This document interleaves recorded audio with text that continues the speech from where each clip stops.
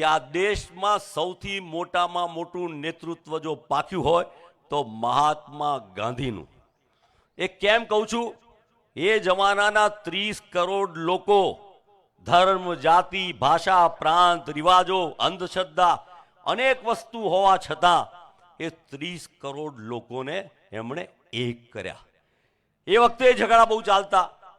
અંગ્રેજોએ લડાવવા માટે, વોટ માટે દલિત ભાઈઓ માટે બીજી વ્યવસ્થા, મુસ્લિમ ભાઈઓ માટે બીજી વ્યવસ્થા, બીજા અનેક કારણો ઊભા કર્યા. પણ મહાત્મા ગાંધીનું નેતૃત્વ અને એમના સાથીઓ એ બધાએ સાથે મળી અને આ દેશના લોકોને એક કર્યા. ખડક બીના ઢાલ, કઈ લેવું ના પડ્યું. આના દેશોએ આ અંગ્રેજોએ 15મી ઓગસ્ટે દેશમાં હાથ જોડીને ચાલ્યા જવું પડ્યું.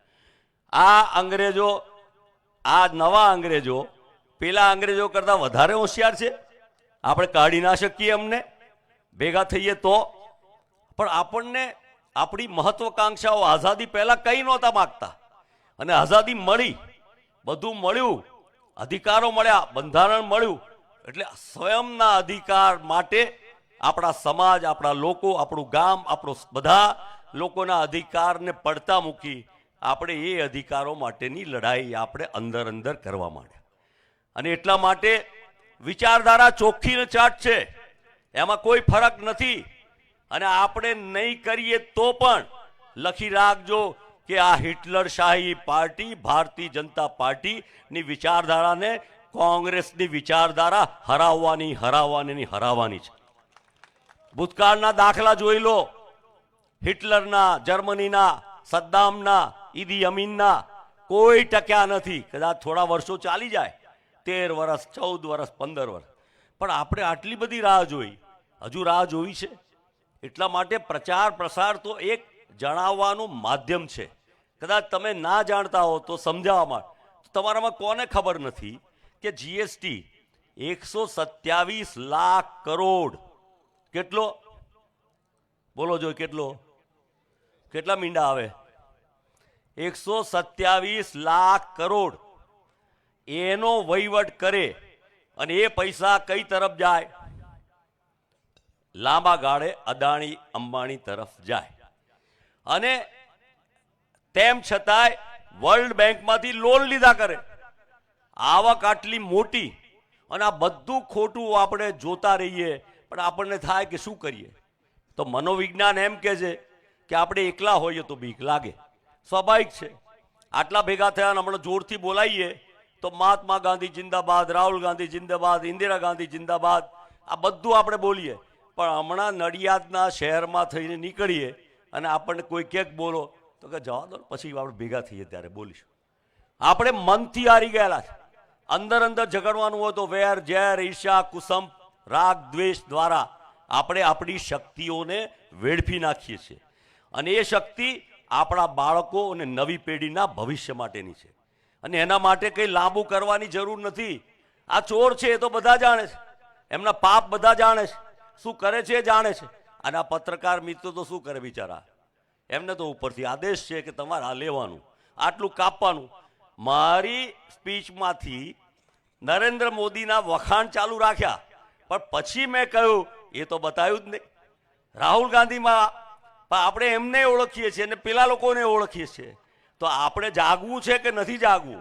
મારી આપને કોઈ લાંબી વાત નથી. આપણે આપણા વિસ્તાર, આપણું ગામ, આપણા લોકો, પહેલી નાનકડી શરૂઆત લોકલ બોડીની ચૂંટણી, તાલુકા પંચાયત, જિલ્લા પંચાયતમાં, એમાં તમે ભાજપના સુપડા સાફ કરો તો 2027માં ગાંધીનગરમાંથી ભાજપ જાય કે ના જાય? 2015માં તમારા આશીર્વાદથી, ગુજરાતની પ્રજાના આશીર્વાદથી, કોંગ્રેસના આગેવાનો અને કાર્યકર્તાઓની મહેનતથી 23 જિલ્લા પંચાયતો, પૈસાનો ખર્ચે ઓછો. પેલા બેન હતા મુખ્યમંત્રી, ખૂબ મોટો ખર્ચ કરેલો, અને તોય આપણે જબરજસ્ત જંગી બહુમતી મળી.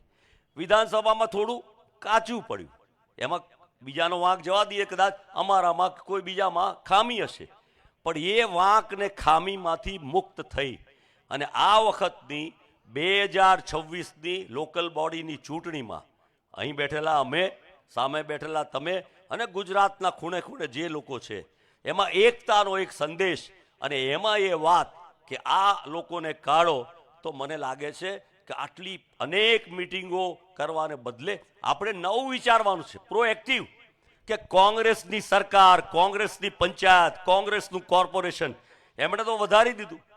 ગોકુળિયા ગામની વાત લઈને કેશુભાઈ પટેલના ટાઈમમાં આવેલા લોકો એમ કહેતા હતા કે અમારે ગામડા ગોકુળિયા કરવા છે. એ ગોકુળિયા ગામ તોડવા માંડ્યા અને સ્માર્ટ સિટી અને વધારી દીધા 9 કોર્પોરેશન અને કોર્પોરેટ, અને શું કહે કે ઇન્ફ્રાસ્ટ્રક્ચર વધારીએ છે. ઇન્ફ્રાસ્ટ્રક્ચરનો સાચો અર્થ એ કે લોકોની સુવિધામાં સુધારો, એમને લાભ મળે એ માટે. આ તો એક નવા સ્ટ્રક્ચરો કે જેમાંથી 30 થી 40% કમિશન એમને મળે, એટલા માટેનું કામ એ લોકો કરી રહ્યા છે. અમારે પણ સમજવાનું છે, શીખવાનું છે અને જોડવાનું કામ કરવાનું છે, સિમેન્ટિંગનું કામ કરવાનું છે એકબીજાની સાથે. તો આ કોઈ અઘરો દાખલો છે જ નહીં. હમણાં લડાવા હોય તો ચૂંટણીઓમાં સરપંચમાં 5 જણા ઊભા થઈ જાય કે ના થઈ જાય, પણ આપણા જ બધા સમજુ કોંગ્રેસની વિચારધારાવાળા લોકો બિનહરીફ સરપંચ નિમે તો ગામનું સારું થાય કે ના થાય. તો પેલા ભાજપવાળા આપણાવાળાને નાનું મોટું સમજાય અને એમનો સરપંચ બનાવી દે અને નવા કાયદાઓ એવા ઘડે કે જેથી કરી આપણને છેતરવાનું, શોષણનું કરી શકે. એમાં આપણે આપણી જાગૃતિ લાવવાની છે. સમય ઘણો થયો છે, વાતો અનેક કરવાની છે. ખોટા છે ખોટા જ છે, જવાના છે જવાના છે, પણ આપણે હયાત હોઈએ અને એ જાય તો આ જીવન લેખે લાગે, એ સિવાય બીજું કંઈ હોય ના.